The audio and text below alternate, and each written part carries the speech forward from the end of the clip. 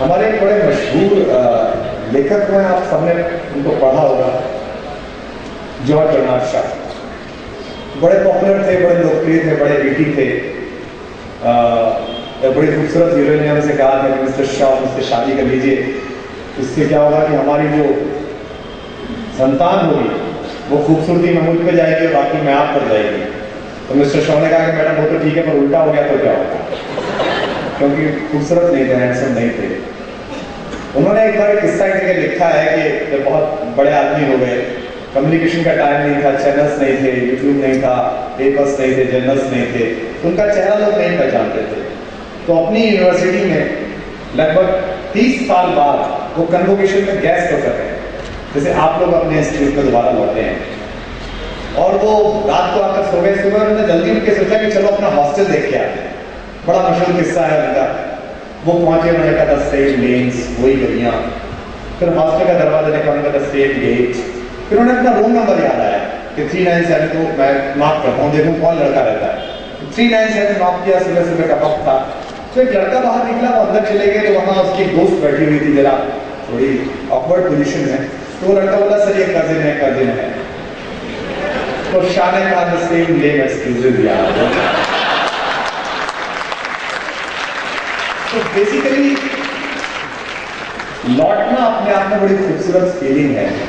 आप जब लौटते हैं, कोटा आने और अब्दुल कला के साथ वक्त बिताने का मतलब ये नहीं होता कि वो बड़े राइटर हैं या उन्हें एकेडमी अवार्ड मिला है इसलिए मैं उनके साथ वक्त बिता लूं, या वो मेरे लिए इसलिए वक्त बिता लें कि मेरी एक शो वैल्यू है या मैं थोड़ी पॉपुलैरिटी मेरे पास है। इसलिए अच्छा लगता है कि हम लोग लौटते हैं 15-20 साल पुरानी यादों में।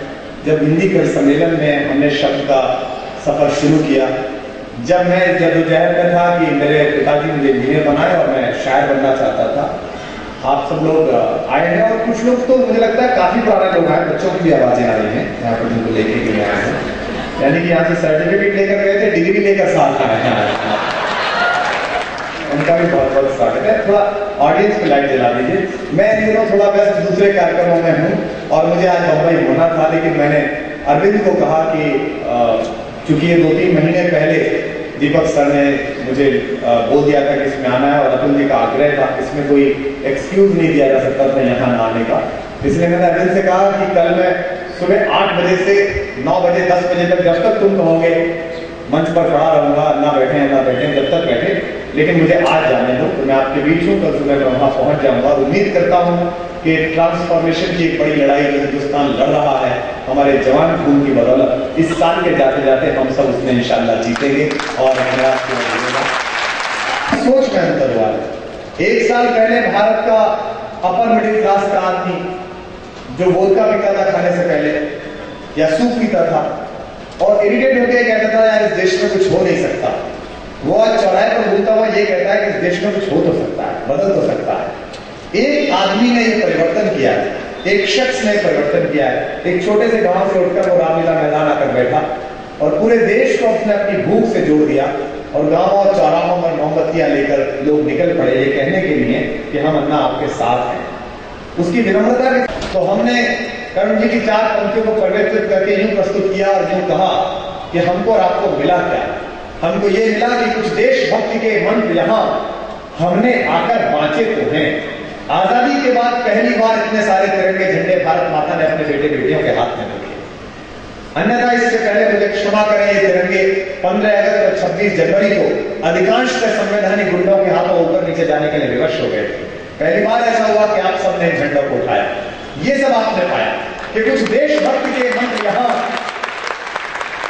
हमने आकर बांचे तो हैं। हम अनाचार के विषधर के फन पर चढ़कर नाचे तो हैं। और अगली 2 पंक्तियों में मुझे बताइएगा कि यहाँ से आपने शिक्षा भी ली और यहाँ से हिंदुस्तानी बने रहने का मिजाज भी लिया। जरा अपने हाथ खोलिएगा और इस हल्की सी गुलाबी सर्दी को गर्मी से भर दीजिएगा अपनी तालियों से कि कुछ देशभक्ति के मंत्र यहाँ हमने आकर बांचे तो हैं। हम अनाचार के विषधर के फन पर चढ़कर नाचे तो हैं। भ्रष्टाचार के अंधड़ को आगे बढ़ ललकारा तो है। धीमा ही सही तमाचा पर उसके मुंह पर मारा तो है। धीमा ही सही तमाचा पर उसके मुंह पर मारा तो है। मैं हर साल दुनिया के मुल्कों में जाता हूँ। गर्मियों की छुट्टी में यूएस जाता हूँ, इस बार भी 1 मई से जाऊंगा। अगर यूएस से कुछ दोस्त आए हैं तो वो एप्लीकेशन देखने या मेरी साइट देखने वहाँ शेड्यूल होगा। डेलीगेट से शुरू करता हूँ और बैफलो तक जाता हूँ, वहाँ प्रवासी भारतीयों को कविताएं सुनाता हूँ, उनके साथ बैठता हूँ। वहाँ की महफिलों में भी यही बात होती थी कि बहुत अच्छा है हिंदुस्तान, बहुत अच्छा है मुल्क है, लेकिन कुछ सुधर नहीं सकता, कुछ बदल नहीं सकता। आपकी बदौलत वो सब बदलना शुरू हुआ है। मैं आप सबको शुभकामनाएं देता हूँ, धन्यवाद देता हूँ। और जैसा दीपक सर ने कहा, आप बहुत ऊंचे उठे, आप सितारों की ऊंचाई पाए, लेकिन मैं आपको साथ साथ ये चेतावनी भी देना चाहता हूँ। कल ही हमने अटल बिहारी वाजपेयी जी का जन्मदिन मनाया।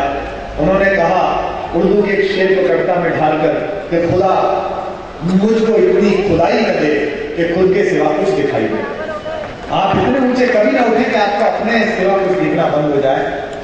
जो दूसरों से छीनकर खाता है उसे विकृति कहते हैं, जो खुद खाता है दूसरे को खाने देता है उसे प्रकृति कहते हैं, और जो पहले दूसरे की खाने की चिंता करता है और फिर खुद खाता है उसे संस्कृति कहते हैं।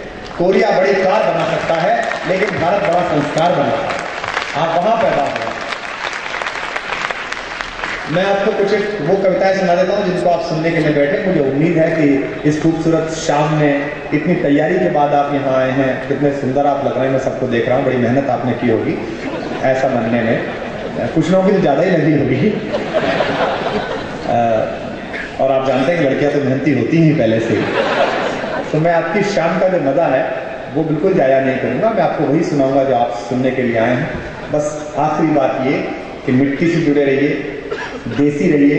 राजस्थान में कहावत है, चिड़िया कितनी उड़े आकाश, दाना है धरती के पास। ये मिट्टी है जिसकी वजह से आप यहाँ हैं। खूब ऊपर तक जाइए, लेकिन इस स्कूल के परिसर को भी याद रखिए, अपने घर को भी याद रखिए और अपने देश को भी याद रखिए। मैं हर साल आयन जाता हूँ और वहां लड़कों से कहता हूँ कि देखो भैया, ये जो तुम पढ़ रहे हो, एमबीए वाले भी तो बैठे होंगे ना, कितने लोग हैं जिन्होंने एमबीए किया है, हाथ उठा के बताइए। अच्छा, काफी सारे मैनेजर साहब हैं। ये ऐसे हो जाते हैं एमबीए वाले कि हर बात में पीपीटी में बात करते हैं।